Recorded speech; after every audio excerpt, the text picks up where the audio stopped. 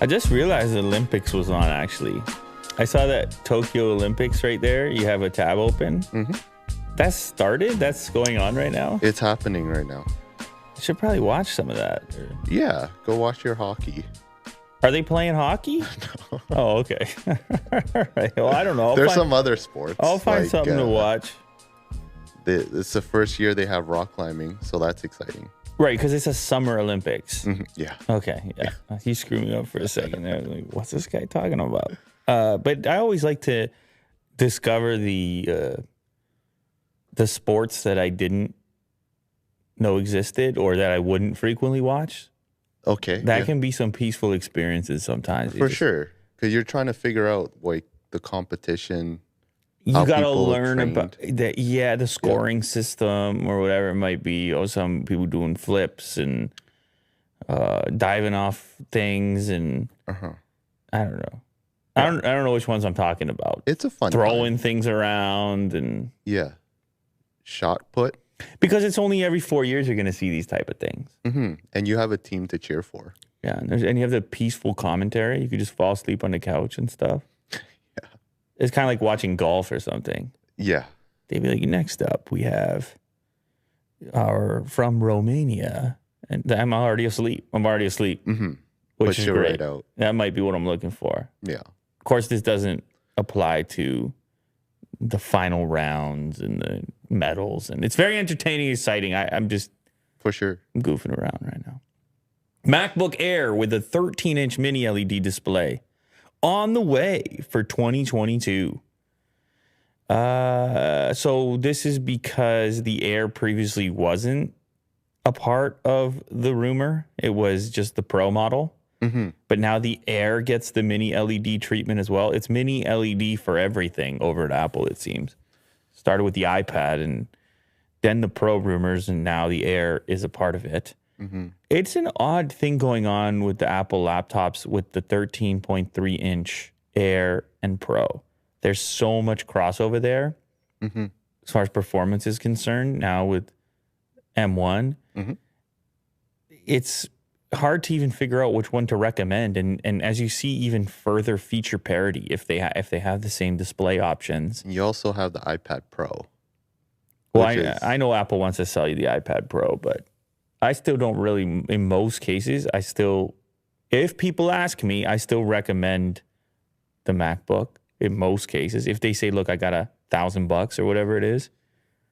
But what's yours? I don't know. You tell me. If $1,000 to spend, is it an iPad Pro or a MacBook for you? You can only have one. It's got to be a MacBook. Yeah, so why Pro? Yeah, so why do you feel that way? It's just more robust. Just feels like you can do more. I know people get crazy. They say, "No, look at me on my iPad. I'm doing things. I do everything on this iPad." Yeah, the weight's not an issue. Yeah. No, it's usually software based for me. It's the type of applications that I want to use on a frequent basis. There isn't the exact version of iPad Pro, and I know that there's a lot of commensurate apps, but then I got to go. There's just got to be a lot of intent there to go and download those and become. If you never learn to do anything in a variety of creative apps and you want to get started on Apple's mobile OS, then so be it. Go for it. Anyway, getting back to this one, yes, mini LED I guess it's kind of a controversial technology because there was that ghosting stuff going on.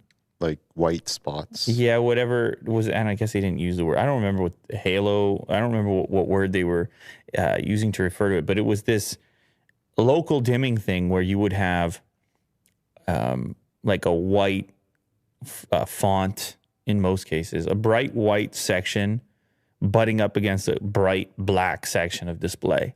So you could be watching a movie that has dark and bright, a lot of contrast, and then you would see the glow around it because obviously, unlike OLED, this is not a perfect thing. However, it's worth noting that outside of these examples and taking photos at night and people who are particularly offended by such a thing, outside of those examples, the new iPad Pro display is kind of a nice thing to look at. And presumably a similar effect would happen for the laptops.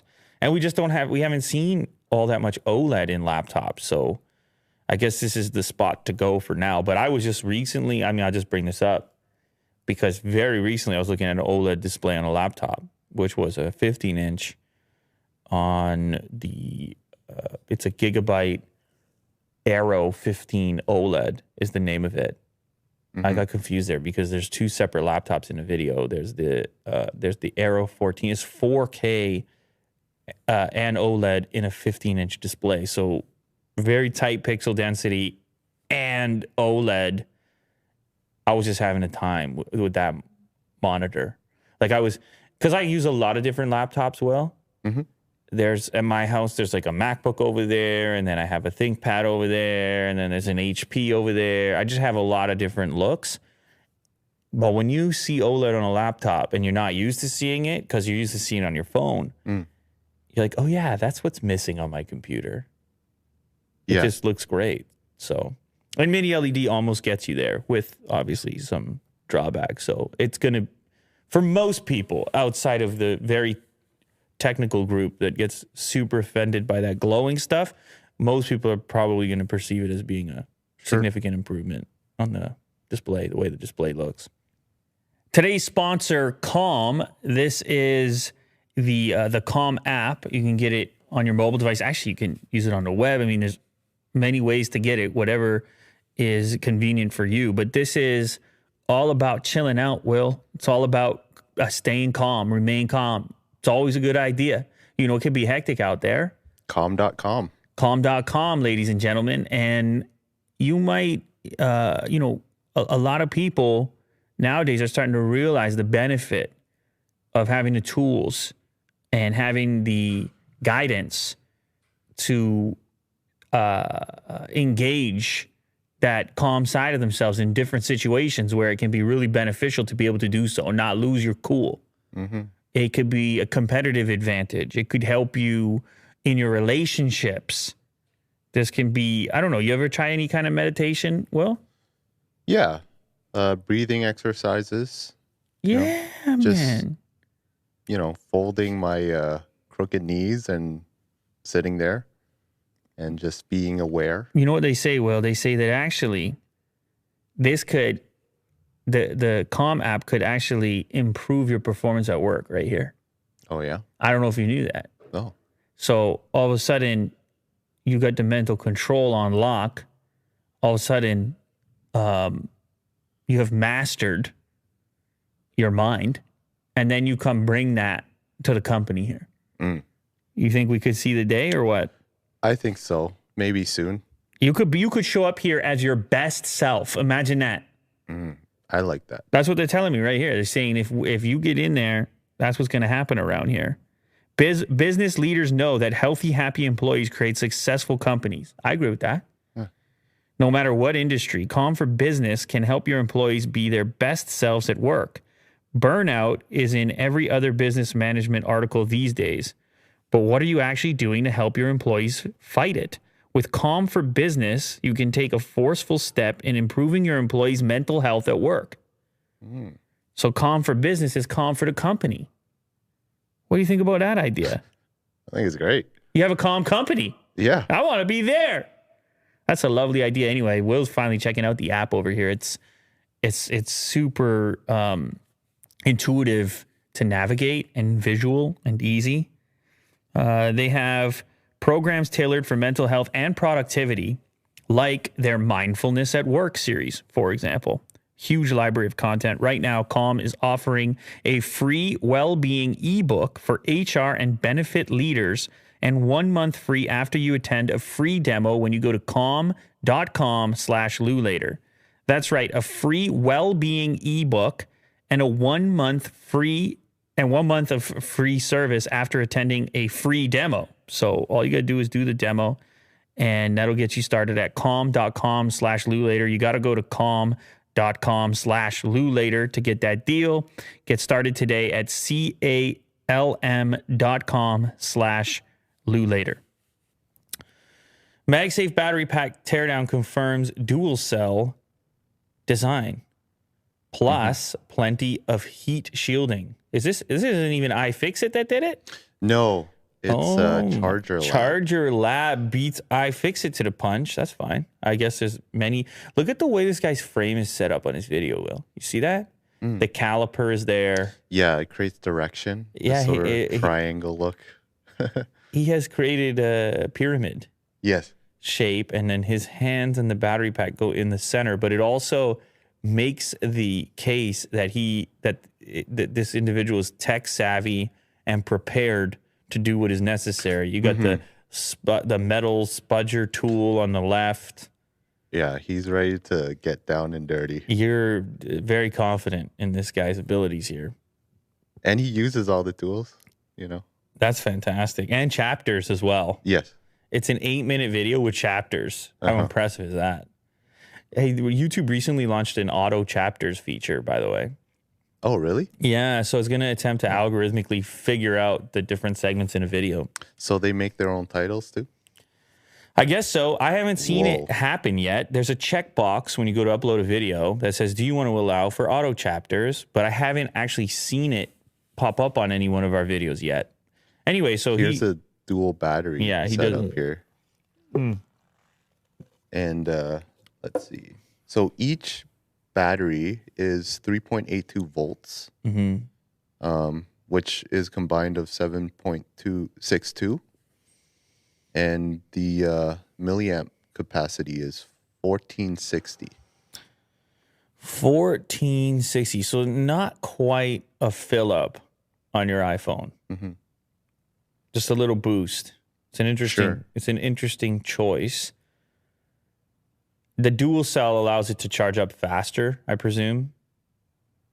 I guess so, yeah. Teardown of Apple's new $99 MagSafe battery pack gives us a look inside, but also a look at the NFC circuitry and heat shielding within. Yeah, heat. You're always wondering about heat with these types of devices. Scroll down a little further. 1460 milliamp hour compared directly with the battery capacity of the iPhone. Yeah, what is the iPhone battery capacity? I guess it's around 2,000 on the regular iPhone 12. I'm just curious how much of a refill you're going to get here. Oh, wait, I'm way off on that. Oh, that's the Pro Max. Well, the 12. 12 and 12 Pro is 2815, and then the Pro Max is 3687. So it's like half a fill, and they never work that efficiently. So probably a little less than half. What do you think about that? I mean, I know it sticks to the back, and so you're not really hoping for an enormous capacity as far as a power bank is concerned, because you want to use the phone while it's on there. But are you happy with this, Will? Not really. I mean, it's good for a top up.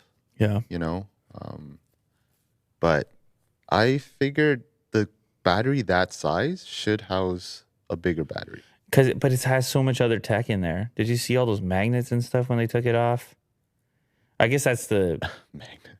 Didn't you see that? They don't need that many magnets. Look at all those magnets. Magnet ring? Yeah, man.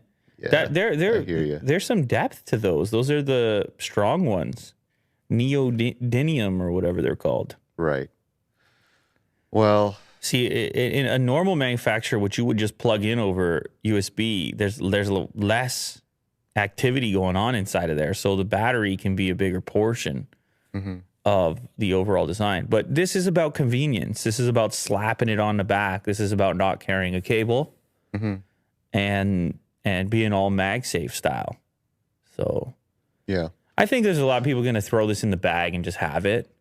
Sure, I can see that, but there's definitely, if capacity is your thing, just go buy some Anchor stuff and recharge your phone 10 times if you really want to. There you go. AirPods 3 are rumored to launch alongside the iPhone 13 at an expected September event. 3rd generation AirPods. So we're not talking about AirPods Pro, just AirPods 3, although they appear from a shape perspective to take inspiration from the AirPods Pro, but still with the absence of any kind of ear tip. So this is a kind of thing, it's hit and miss for people. Kirk complains about these type of headphones. He says they don't stay in his ears. They stay in mine. The way my ear is constructed, they stay in there. But they just simply can't produce sound on the level of something that creates an actual seal in the ear canal, like like Apple's Pro model or other headphones that do that. But I tend to find them a little bit more convenient than an in-ear style because it's less of a fitting thing. Yes. You just pop in, you pop out. I like that non-fitting thing because it's just too tight, like the iPod Pro You or feel AirPods Pro. fatigue. Yeah, any type of suction is. I'm personally not a fan, but most people are because they keep making it. Yeah. No, well, they keep making this too, though, right? Yeah. They're going to make the regular version as well. I prefer these. There's also a hygiene component. If it doesn't have to stick all the way in your ear, it's a little bit more. I mean, I don't know. This looks like it goes further than the previous model inside your ear, but still there's no silicone tip. It's a completely plastic design. The case looks very familiar and similar. Possibly a shorter stem. A slightly shorter stem. So, presumably it's going to have improvements all around. Pricing, I would assume, is going to stay roughly the same, $159. I don't think they would raise it, but they do look a little better. I'll give them that. The angle of approach looks a little better, a little bit Pro inspired. So who knows? You might get these, Will. Yeah, I'll give it a shot. You might get those. Apple Music's spatial audio and lossless streaming features land on Android. Wait a minute. Yes. Go ahead. Break it down for me, Will. But you have to use the Apple Music app. Boo. No, it's better than nothing. Yeah, and your phone has to work with Dolby Atmos. If your Android device does support Atmos, the next step is to make sure you're on the most recent version of Apple Music. For lossless audio, you can tap the audio quality option in settings and choose between 24-bit 48 kilohertz or 24-bit 192 kilohertz resolution. Lossless audio is different from spatial audio. Yeah, of course it is. Anyway, so these options become available to you. So what you need to have, I guess, on Android is a Dolby-capable device, and you have to have... You just download the app. But wait a second, you have to have Apple's headphones or no? Yeah. Okay, so it's not just strictly a software thing. Whoa. It doesn't say that, though. Does it? Am I crazy? Should this be an obvious thing? Bluetooth headphones. It doesn't work with Bluetooth headphones. To take advantage, you have to use a wired connection. Oh, so you can use headphones. No. This part is separate. This has something to do with lossless audio. Oh. Hey, remember people were angry about the AirPods Max, how they didn't even support it? You had to go get wired headphones that were capable. I don't know how many people are going to do this thing. They just, even in this article, they say it's a little messy. Definitely. Definitely messy. So you got to meet these requirements in order to take full advantage. If you want the ultimate Apple Music experience, whether you're on Android or on Apple, you need a wired pair of headphones for the ultimate experience. But kind of makes sense once you're into lossless anyway. Another leak claims Samsung's Galaxy Z Fold 3 and Z Flip 3 will be water resistant. Okay. That's a good sign. Remember when the specks of dust were getting under there? I'm more curious about, like the fold. The hinge. The hinge part, because I think the first two had a lot of openings, right? Even though they covered it slightly on the Fold 2, I mean, dust can get in there. Yeah, I know. Why not water? Well, so but when it comes to water, you have those different types of coatings you can put on a board and components that even if water does get in, it doesn't penetrate really. Some sort of hydrophobic coating. So, in a way, maybe the water one is easier than the dust one. A new leak suggests both the Z Fold 3 and Z Flip 3 will come with an IPX8 rating. I was sitting around last night talking with some people in real life, and they were asking me about this phone. I just thought that would be interesting to you because, we were talking earlier before we started rolling about people's interest in smartphones and how there's a lot of parity, a lot of similarities, and the excitement might not be there like it has been in the past. This is one device that gets people talking about smartphones again. The Fold. Yeah. Because people were saying to me, when's the next version come out? And what's it going to cost? And if they can figure out a way to get the cost down on it. You think that the people you're talking to are going to get it? Maybe one out of the three. Really? Why? Is this crazy to you? How old were they? I'm curious. I'm going to say around 40. Oh, wow. Okay, well, yeah. Go ahead. Go ahead. You have strong feelings here. I really want to get to the bottom of this. What? Wow. Like, the Fold is an investment. Is any kind of flip device. It's going to be less than the retail price was last time, though. Sure. That was the other rumor. Let's just say, what? 1,400? More. 1,500. Are you talking Canadian or U.S.? U.S. Yeah, U.S. I think the rumor was $17.99 or something like that. Okay, so $17.99, that's a commitment for... Oh, God, yeah, dude. It's a commitment. I mean, we're not getting around that part of it, but I'm just saying for an audience that's looking to just experience something different, there's not options. There's just so few options that provide that novelty in your pocket. Yes. That the smartphone once did. And funny enough, I don't even necessarily think when it comes to the Fold that it's not doing everything better because it's heavy, it's a brick, it's got all these user issues as a phone.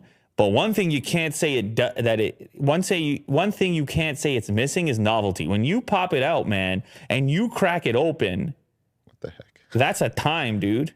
Yeah. Are you laughing at my presence? I guess they put my video, the photo's a little bit serious. On their website. Yeah. Interesting. But anyways, this device makes people giddy. They pull it out and they feel like something different happened when you open it up. And so the next version, presumably with some improvements, maybe lighter weight, and maybe I'm gonna go find a Z Fold 2 and start using it right now. Sure. Yeah. Before the Z Fold 3 comes out. So I have a fresher perspective on whatever improvements they do make. They're supposed to be playing with the material on the inside and some other fact. Maybe it's supposed to get lighter as well. So I'm gonna go track it down because that thing, man, I don't care what you say, it's fun. It is fun. It's a brick, but it's got some fun to it. Yeah. Let's try it out. Samsung's athlete gift bag for the 2020 Tokyo Olympics is pretty awesome. Oh. I like that phone. That's an S21 with an Olympic theme. And look at the gold. Like the gold and blue is actually kind of a nice combo there. And there's an athlete who decided to make a TikTok video out of it just to show off like what he got. A goodie bag. This bag. Okay. So you got the phone, you got the Buds Pro, and it's themed to the Tokyo Olympics. That's pretty cool. I think the Buds should have been darker blue, though. I agree. I think they're just standard Buds, but they have a case with it as well. So they didn't do custom Buds, but they definitely did the custom phone. That's a cool phone. I'd like to take a look at that phone. The Olympic version S21. Yes, they only gave it to the Olympic competitors, which is 17,000 competitors. They gave it to all of them. Okay, so so one of them's gonna put on eBay then. You have to be a competitor. No, one of them's gonna put on eBay. I'll show you. Yeah. Oh, that's cool. Yeah, I like that. I like the little special touch. I think most of them will hold on to it as a collector's item. For sure. Reminisce on their experience at the Olympics, and actually sometimes they do these special editions and they get too carried away. Too many colors, and it's not even a thing you really want to use. But this, with that dark cobalt blue thing going on, and then just the gold touch, Yeah, Oh, kind of classy. it's fun. Yeah. Yeah. So, did you watch any Olympics? No, recently? zero, dude. Okay, yeah. I got home late last night and it was just on, and I was like, these Olympics are happening right now? I don't even remember what the event was. Oh, it was tennis. Oh, okay. I got home and it was the Canadian girl was playing, I think a girl from Ukraine or something around there. Okay. And I just watched a couple games, just a couple games, back and forth. And then I fell asleep. Like I told you, it was going to happen Because to of me. the commentary? No, it was just late. It was just late because you can catch Olympics at any hour, right? It's Tokyo. sure, yeah. Like they're over there in Tokyo. Yeah, you don't really have to follow a schedule. It's just always kind of on, and then there's reruns. There's always something going on. So it might have been. I'm telling you, man. It was after midnight that I got home. So it was inevitable I was going to fall asleep on the couch. I don't even know. And tennis is the one. I feel like I was half. You want to know something? I fell asleep on the couch, but not even properly lying down. Okay. That's new. That's how you know you're getting old. So what was your... I think my position was like, I was sort of like in a halfway, like a kind of maybe like this, Okay. but mostly still sort of upright. Sure. Has that ever happened to you yet as you've gotten older? Not that specific position. Okay, what happened to you? I do...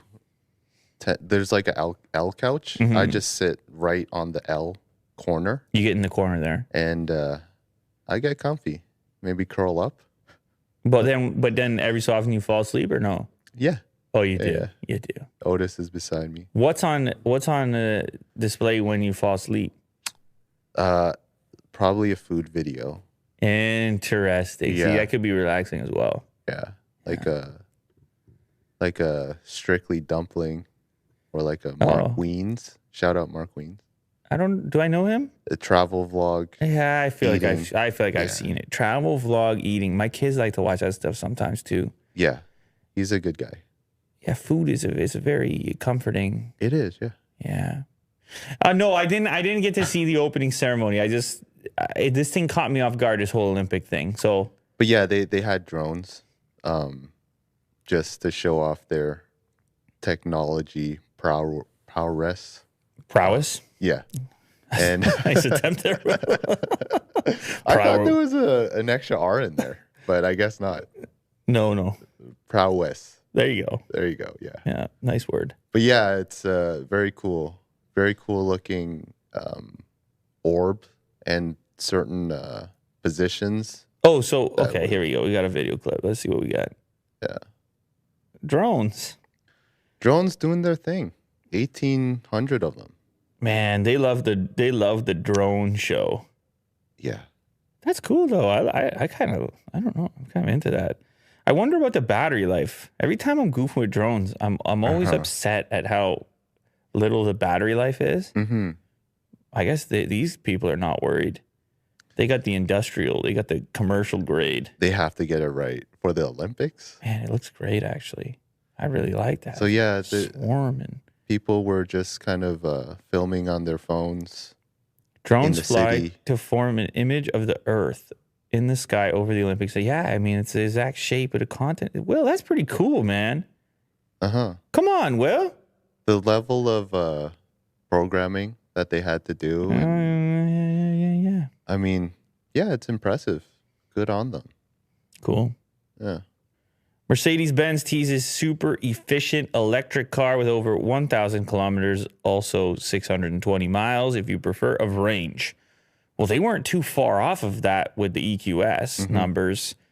So they like the range thing. I like the shape of that. It's very nice. Hey, those reflections kind of remind me of our ceiling, inspired by our studio here, because we had the EQS looking all like that. But what I like here is it looks a little wider in the front end.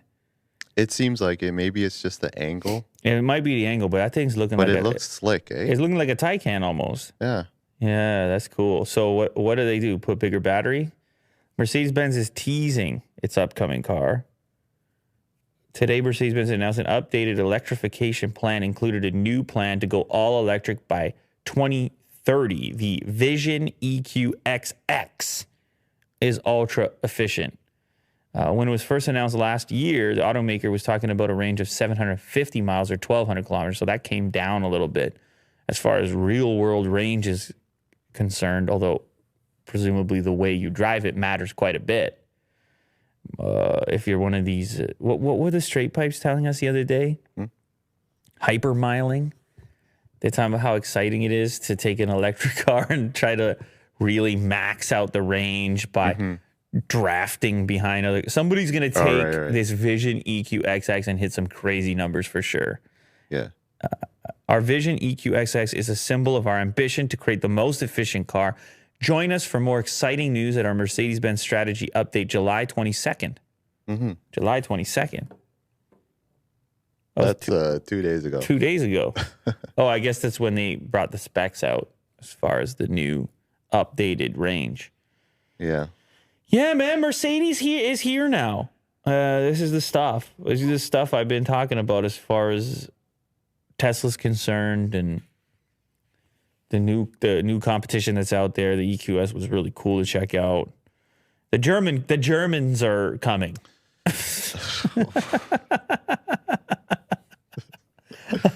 They make cars, man. They make nice cars. Do you agree? Yes or no? Yeah, they're coming.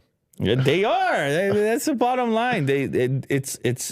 Everybody is on board with this electric thing, and they're on board with it in a way with these commitments that seem almost impossible to meet. 2030, all electric? Yeah, and That's just not to that think, far away. Like, there's so much logistics that have to come into play. You can't just make an EV vehicle. There's a lot of like little things like the engineering, the planning, the marketing. When you're a big automotive company like Mercedes, and you have the is it even harder? Yeah, some parts, yes, some parts. No, you have the dealers, you have everybody's opinions, you have the customer, who in some cases you might have commercial customers who buy dozens of units and have a whole expectation of you as a company that you're going to continue to do things the way you're doing. You say, no, you got to be electric. We're all electric by 2030. Here's your warning.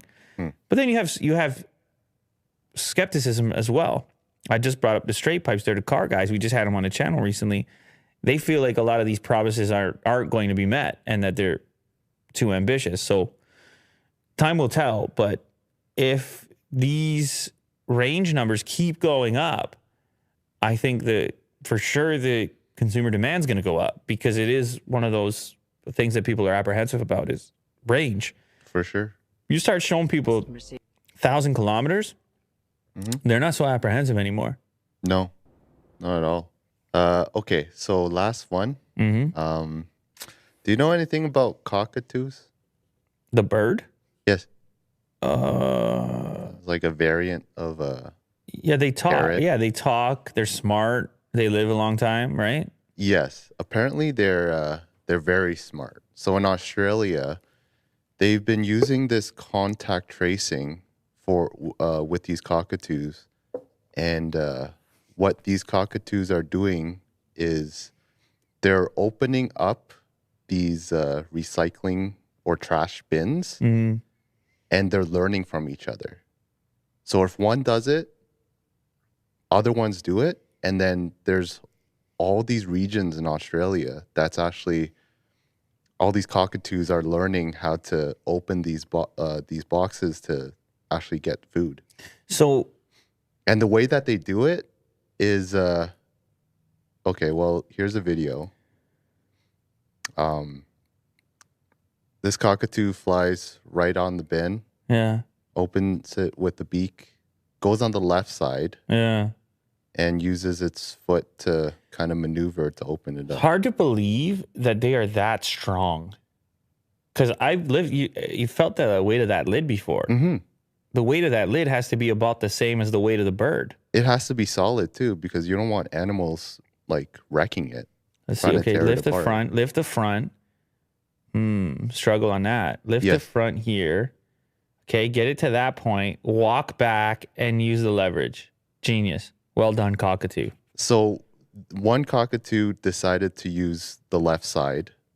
Another decided to use the right side. And they're all kind of learning from each other. What's the most efficient way of doing it? And somehow the best method is to go on, I guess the first technique was to go on the left side, use the beak, and then shift. And there have been so many other variants of doing it.